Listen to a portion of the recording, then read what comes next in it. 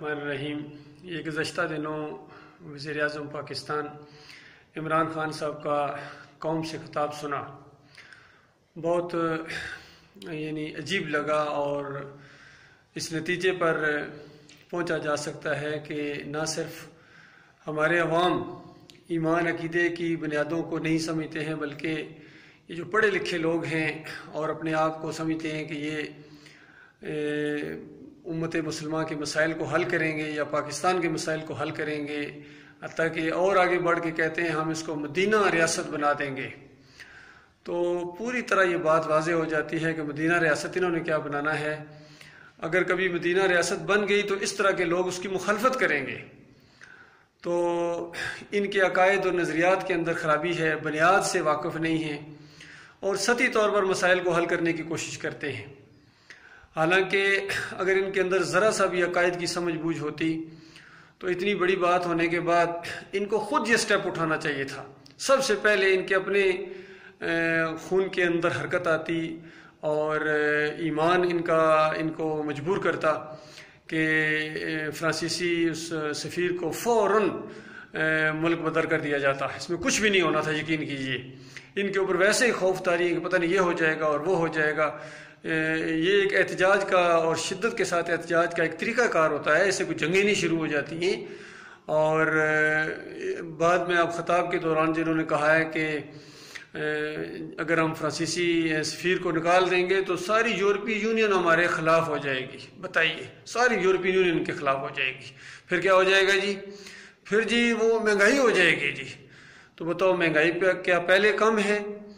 اور ساتھ ہی یہ کہہ رہے ہیں کہ اس سے کوئی فرق نہیں پڑے گا اگر ان کے سفیر کو ہم نکال دیں تو یہ اصل میں بے تکی اور بے ڈھنگی سی باتیں ہیں۔ اصل چیز یہ ہے کہ ایمان عقیدہ بہت ہی ضروری ہے اور دین کی سمجھ بہت ضروری ہے، اور اللہ پر بھروسہ اور توکل بہت ضروری ہے۔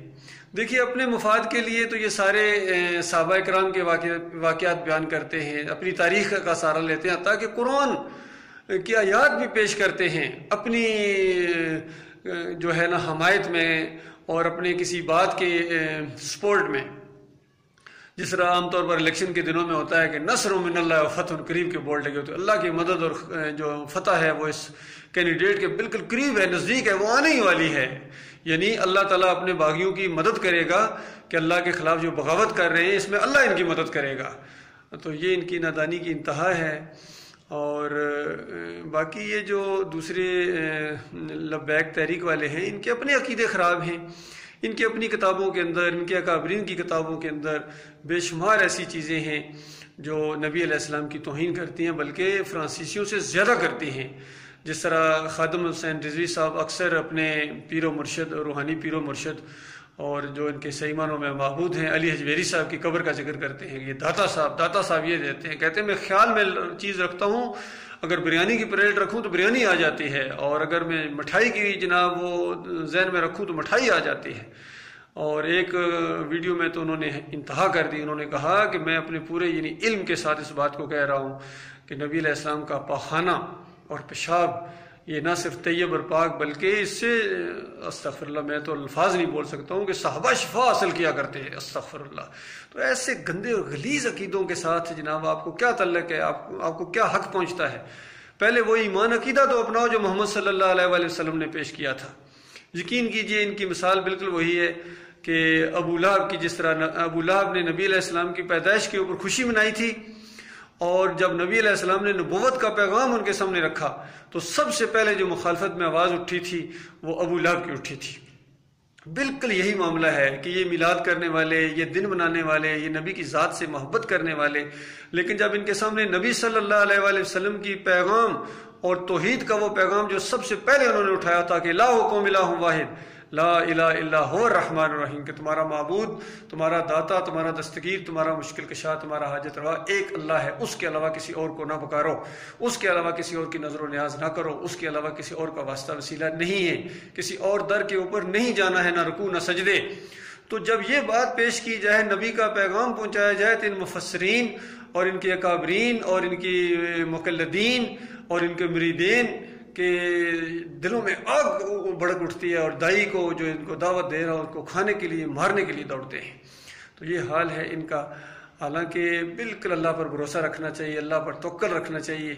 جس طرح مالک فرماتا ہے وَلَوْ أَنَّ أَهْلَ الْقُرَىٰ آمَنُوا وَاتَّقَوْا لَفَتَحْنَا عَلَيْهِمْ بَرَكَاتٍ مِّنَ السَّمَاءِ وَالْأَرْضِ وَلَٰكِن كَذَّبُوا فَأَخَذْنَاهُمْ بِمَا كَانُوا يَكْسِبُونَ. کہ اگر یہ بستیوں والے، یہ دیہاتوں والے اور شہروں والے اور یہ ایمان کی روش اختیار کرتے، میرے اوپر ایمان لاتے اور مجھ سے ڈر کر زندگی بسر کرتے، تو میں زمین اور آسمان کی برکتوں اور رحمتوں کے پرنالے ان کے اوپر کھول دیتا. وَلَٰكِن كَذَّبُوا فَأَخَذْنَاهُمْ بِمَا كَانُوا يَكْذِبُونَ. مگر انہوں نے جھٹلایا ہے، نہیں مانا ایمان اور تقویٰ کی روش اختیار کرنے سے انکار کر دیا ہے انہوں نے. تو مالک فرماتا ہے پھر ہم نے اپنے عذاب کے شکنجے میں ان کو کسا ہے. تو اصل میں یہ ایک عذاب کی شکلوں میں سے ایک عذاب ہے. اللہ تعالیٰ ٹکڑوں میں بانٹتا ہے خود، اور ایک کی طاقت کا مزہ دوسروں کو چکاتا ہے.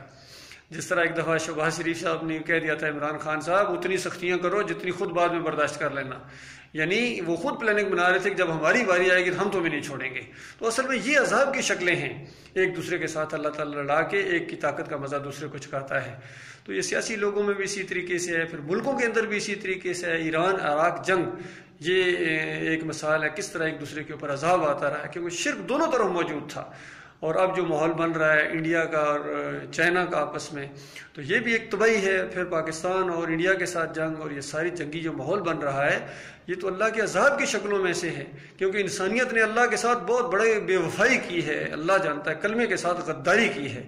یہ صحیح معنوں میں کلمے کے غدار بن گئے ہیں. تو بتائیے جب ان کے خود ہی دین کی سمجھ نہیں ہے، عمران خان صاحب خود جا کے مزاروں کے اوپر جا کے سجدے کرتے ہیں، اور جب بعد میں پوچھا گیا تو کہتے ہیں یہ وہ والا سجدہ نہیں ہے، یہ محبت اور عقیدت والا سجدہ. اور یہی شرک ہوتا ہے.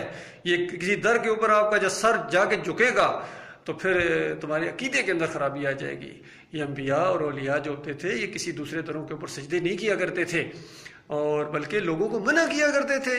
تم نے انہی کو سجدے ثابت کرنے شروع کر دیے. اور کتنے مفسرین وہ دلیل دیتے ہیں کہ دیکھو پورے خاندان یعقوب علیہ السلام نے یوسف علیہ السلام کو سجدہ کیا تھا. تو یہ ہوتا ہے عقیدت کا ہوتا ہے، سجدہ تعظیمی ہوتا ہے. اچھا قرآن کے فہم کی ہوا لگی ہے. وہ جو سجدہ تھا وہ خالص شکرانے کا سجدہ تھا جو اللہ کو کیا گیا تھا. پورا خاندان شکر گزاری کے طور پر ان رحمتوں اور برکتوں کی وجہ سے جو اس خاندان کے اوپر اللہ تعالیٰ نے کی ہیں وہ اللہ کے سامنے سجدے میں گر گئے تھے. تو سجدہ اللہ کو ہوا تھا، یوسف علیہ السلام کو نہیں ہوا تھا.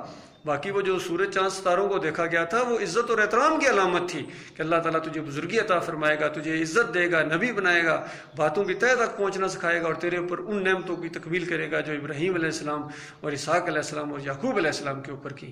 اور اللہ تعالیٰ نے اس خواب کو حرف بحرف سچا کر دکھایا، اور پورا خاندان اللہ کے سامنے سجدے میں گر گیا. تو ہمیشہ انبیاء نے، اولیاء اللہ نے اللہ کو سجدے کیے ہیں.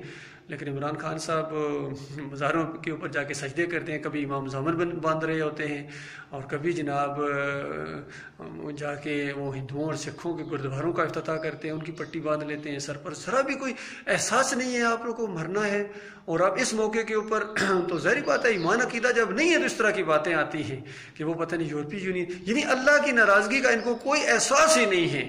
تو بھائی ان کے ساتھ تعلقات خراب ہو جائیں گے. بھائی اب بات تو آپ کو فیصلہ کرنا ہے، یا ان کے ساتھ تعلقات خراب کرنے ہیں یا اللہ کے ساتھ تعلقات خراب کرنے ہیں. تو ان کو اللہ کے ساتھ تعلقات خراب کرتے ہوئے کوئی ڈر نہیں لگتا ہے.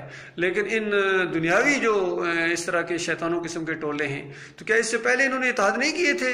کیا نبی علیہ السلام کے خلاف جو اتحادی فوجیں نہیں آئی تھیں؟ تو کیا تعداد تھی نبی علیہ السلام کے ساتھیوں کی؟